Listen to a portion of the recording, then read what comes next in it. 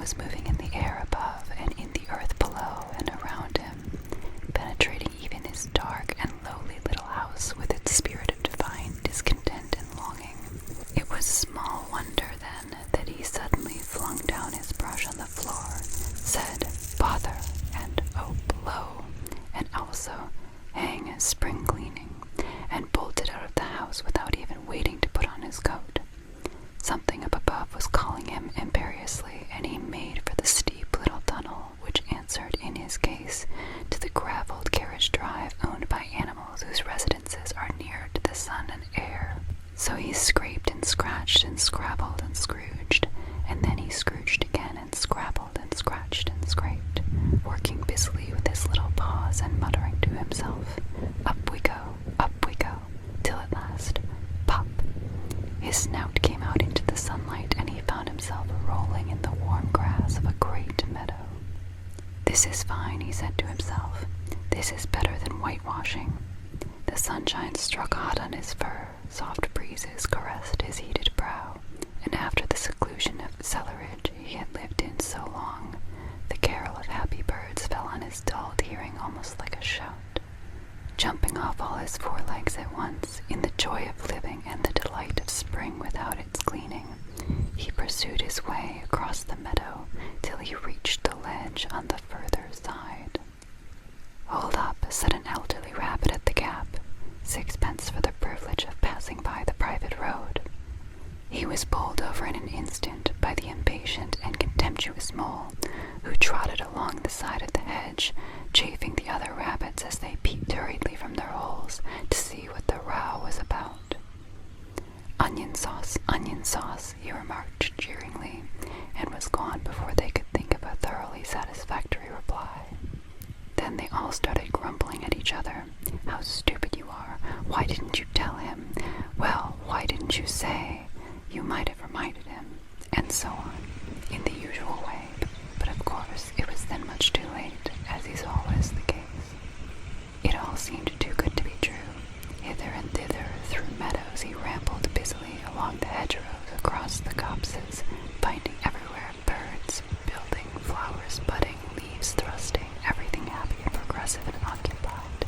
And instead of having an uneasy conscience pricking him and whispering whitewash, he somehow could only feel how jolly it was to be the only idle dog among all these busy citizens. After all, the best part of a holiday is perhaps not so much to be resting yourself as to see all the other fellows busy working. He thought his happiness was complete when, as he meandered aimlessly along, suddenly he stood by the edge of a full-fed river. Never in his life had he seen a river before. This sleek, sinuous, full-bodied animal, chasing and chuckling, gripping things with a gurgle and leaving them with a laugh, to fling itself on fresh playmates that shook themselves free and were caught and held again. All was a shake and a shiver, glints and gleams and sparkles, rustle and swirl, chatter and bubble. The mole was bewitched, entranced, fascinated by the side of the river. He trotted as one trots, when very small, by the side of a man who holds one spellbound by exciting stories, and when he tired at last, he sat on the bank while the river still chattered on to him, a babbling procession of the best stories in the world, sent from the heart of the earth to be told at last to the insatiable sea. As he sat on the grass and looked across the river, a dark hole in the bank opposite, just above the water's edge, caught his eye, and dreamily he fell to considering what a nice, snug dwelling place it would be for an animal with few wants and fond of a bijou riverside residence, above flood level and remote from noise and dust. As he gazed, something bright and small seemed to twinkle down in the heart of it, vanished, then twinkled once more like a tiny star. But it could hardly be a star in such an unlikely situation, and it was too glittering and small for a glowworm.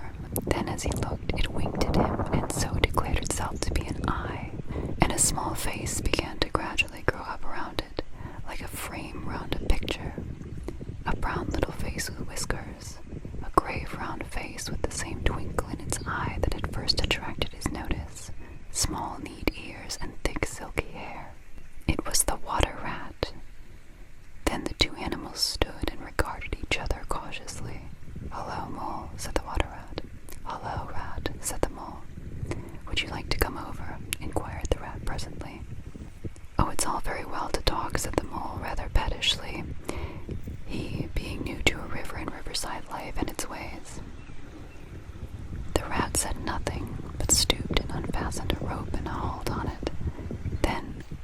stepped into a little boat which the mole had not observed.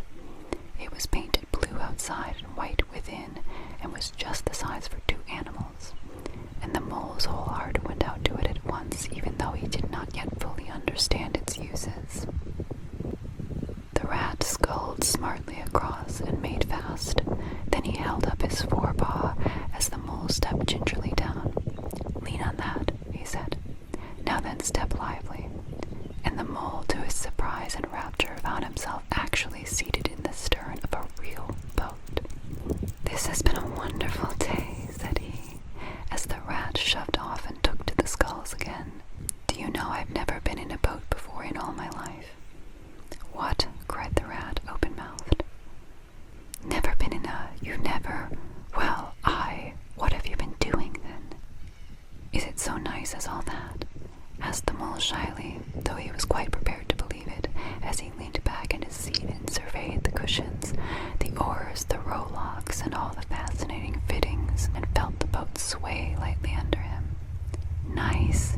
It's the only thing," said the water rat solemnly, as he leaned forward for his stroke. "Believe me, my young friend, there is nothing, absolutely nothing, half so much worth doing as simply messing about in boats. Simply messing," he went on dreamily. "Messing about in boats. Messing." "Look ahead, Rat," cried the mole suddenly. It was too late. The boat struck the bank, full tilt. The dreamer, the joyous oarsman, lay on his back at the bottom of the boat, his heels in the air.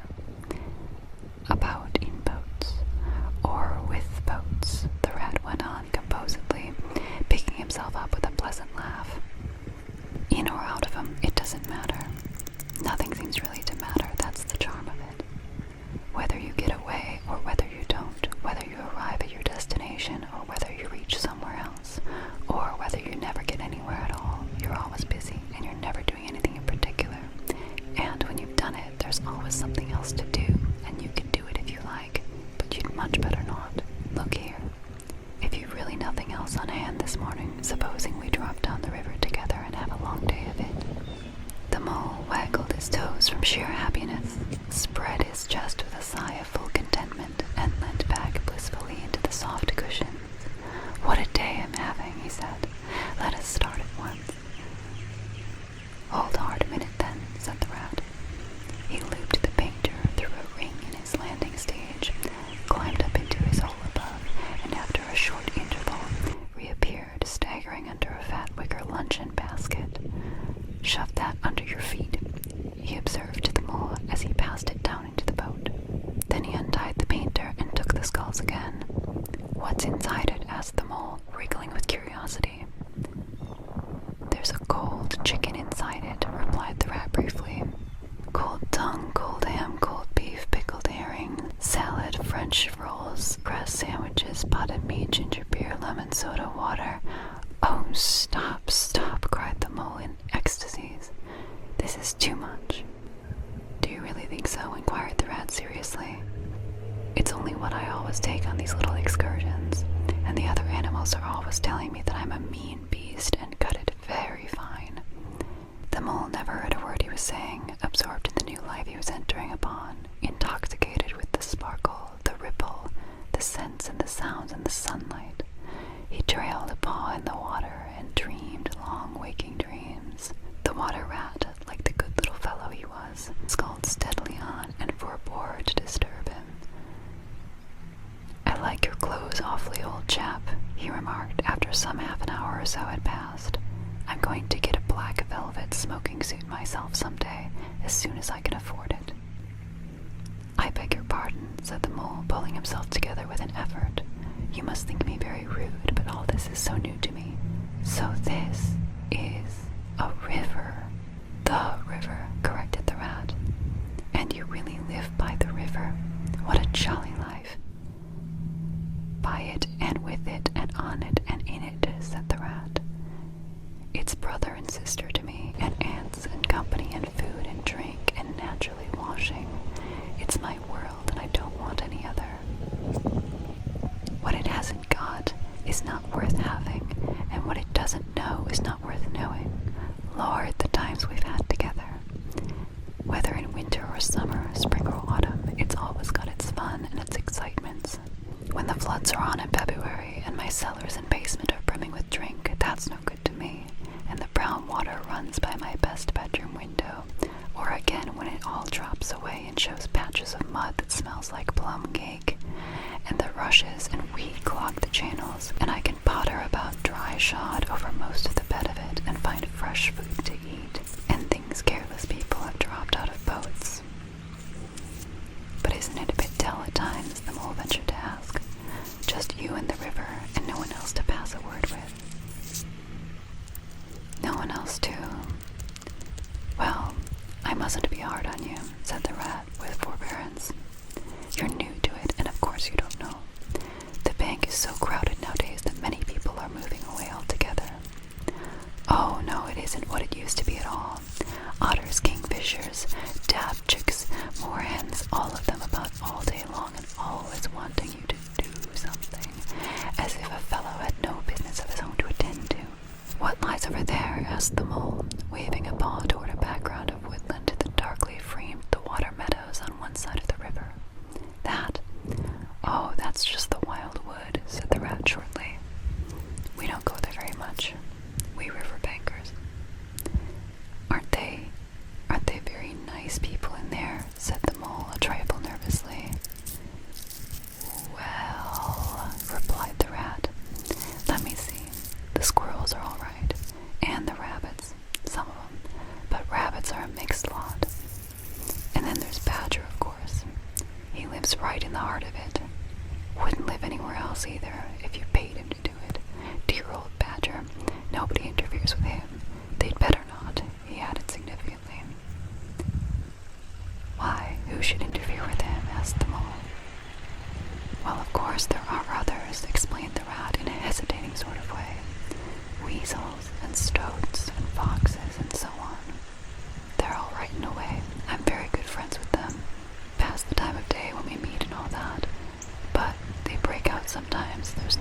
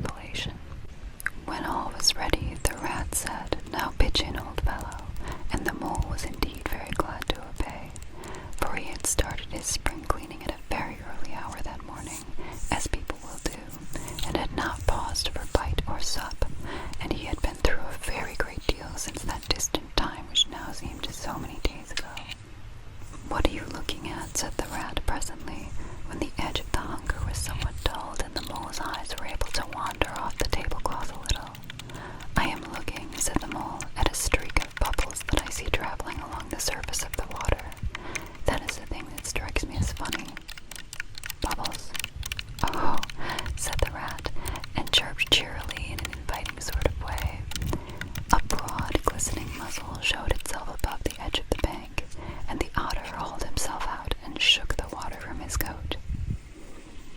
"Greedy beggars," he observed, making for the provender. "Why didn't you invite me, Ratty?" "This was an impromptu affair," explained the rat. "By the way, my friend Mr. Mole." "Proud, I'm sure," said the otter, and the two animals were friends forthwith. "Such a rumpus everywhere," continued the otter. "All the world seems out on the river today. I came up this backwater to try and get a moment's peace, and then stumble upon you fellows. At least, I beg pardon, I don't exactly mean that, you know." There was a rustle behind them, proceeding from a hedge wherein last year's leaves still clung thick, and a stripy head with high shoulders behind it peered forth on them. "Come on, Badger," shouted the rat. The badger trotted forward a pace or two, then grunted, "Company," and turned his back and disappeared from view. "That's just the sort of fellow he is," observed the disappointed rat. "Simply hates society. Now we shan't see any more of him today. Well, tell us, who's out on the river?" "Toad's out for one," replied the otter. "In his brand new wager boat, new dogs, new everything." The two animals looked at each other and laughed. "Once it was nothing but sailing," said the rat. "Then he tired of that and took to punting. Nothing would please him but to punt all day and every day, and a nice mess he made of it. Last year it was houseboating, and we all had to go and stay with him in his houseboat and pretend we liked it. He was going to spend the rest of his life in a houseboat. It's all the same. Whatever he takes up, he gets tired of it and starts on something fresh." "Such a good fellow, too," remarked the otter reflectively. "But no stability, especially in a boat." From where they sat, they could get a glimpse of the main stream across the island that separated them, and just then a wager boat flashed into view, the rower a short, stout figure, splashing badly and rolling a good deal, but working his hardest. The rat stood up and hailed him, but Toad, for it was he, shook his head and settled sternly to his work. "He'll be out of the boat in a minute if he rolls like that," said the rat, sitting down again. "Of course he will," chuckled the otter.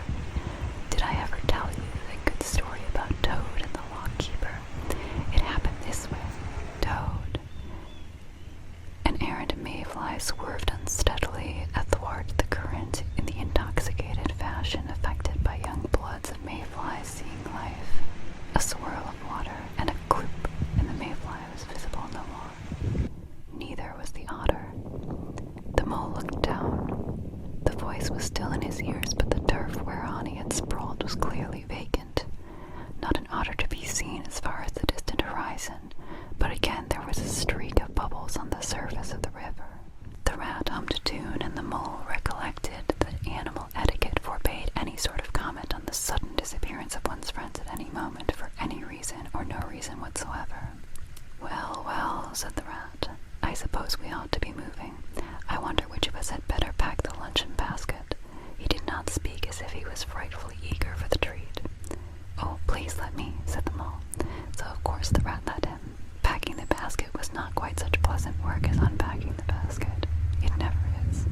But the mole was bent on enjoying everything, and although just when he had got the basket packed and strapped up tightly, he saw a plate staring up at him from the grass, and when the job had been done again, the rat pointed out a fork which anybody ought to have seen, and last of all, behold, the mustard pot, which he had been sitting on without knowing it. Still, somehow, the thing got finished at last, without much loss of temper. The afternoon sun was getting low as the rat sculled gently homewards in a dreamy mood, murmuring poetry things over to himself, and not paying much attention to Mole. But the Mole was very full of lunch and self-satisfaction and pride and already quite at home in a boat, so he thought, and was getting a bit restless besides, and presently he said, "Ratty, please, I want to row now." The rat shook his head with a smile. "Not yet, my young friend," he said. "Wait till you've had a few lessons. It's not so easy as it looks." The Mole was quiet for a minute or two, but he began to feel more and more jealous of Rat, sculling so strongly and so easily along, and his pride began to whisper that he could do it every bit as well. jumped up and seized the skull so suddenly that Rat, who was gazing out over the water and saying more poetry things to himself, was taken by surprise and fell backwards off his seat with his legs in the air for the second time, while the triumphant Mole took his place and grabbed the skulls with entire confidence. "Stop it, you silly ass," cried the Rat from the bottom of the boat. "You can't do it. You'll have us over." The Mole flung his skulls back with a flourish and made a great dig at the water. He missed the surface altogether. His legs flew up above his head, and he found himself lying on top of the prostrate Rat. Greatly alarmed, he made a grab at the side of the boat, and the next moment, sploosh, over went the boat, and he found himself struggling in the river. Oh my, how cold the water was, and how very wet it felt, how it sang in his ears as he went down, down, down. How bright and welcome the sun looked as he rose to the surface, coughing and sputtering. How black was his despair when he felt himself sinking again. Then a firm paw gripped him by the back of his neck. It was the Rat, and he was evidently laughing. The Mole could feel him laughing, right down his arm and through his paw, and so into the Mole's neck. The Rat got hold of a skull and shoved it under the Mole's arm. Then he did the same by the other side of him, and swimming behind, propelled the helpless animal to shore, hauled him out, and set him down on the bank, a squashy, pulpy lump of misery. When the Rat had rubbed him down a bit and wrung some of the wet out of him, he said, "Now then, old fellow, trot up and down the towing path as hard as you can till you're warm and dry again, while I dive for the luncheon basket." So the dismal Mole, wet without and ashamed within, trotted about till he was fairly dry, while the Rat plunged into the water again, recovered the boat, righted her and made her fast, fetched his floating property to shore by degrees, and finally dived successfully for the luncheon basket and struggled to land with it. When all was ready for a start once more, the Mole, limp and dejected, took his seat in the stern of the boat, and as they set off, he said in a low voice, broken with emotion, "Ratty, my generous friend, I am very sorry indeed for my foolish and ungrateful conduct. My heart quite fails me when I think how I might have lost that beautiful luncheon basket. Indeed, I have been a complete ass, and I know it. Will you overlook it this once and forgive me and let things go on as before?" "That's all right, bless you," responded the Rat cheerily. "What's a little wet to a water rat?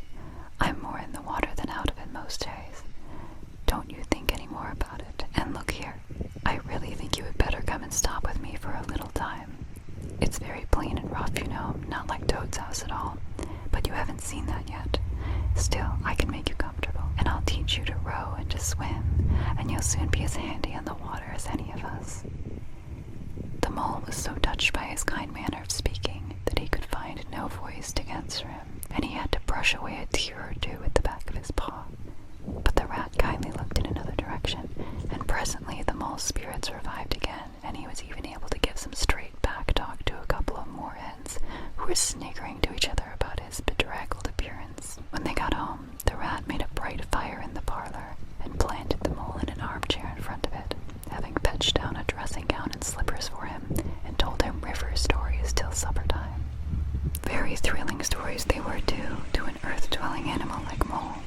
Stories about wires and sudden floods and leaping pike and steamers that flung hard bottles. At least bottles were certainly flung, and from steamers, so presumably by them, and about herons, and how particular they were whom they spoke to, and about adventures down drains, and night fishings with otter, or excursions far afield with badger.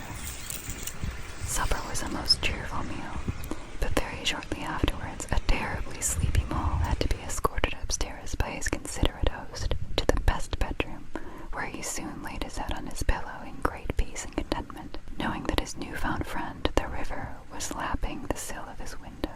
This day was only the first of many similar ones for the emancipated Mole, each of them longer and full of interest as the ripening summer moved onward. He learned to swim and to row, and entered into the joy of running water, and with his ear to the reed stems he caught at intervals something of what the wind went whispering so constantly among them.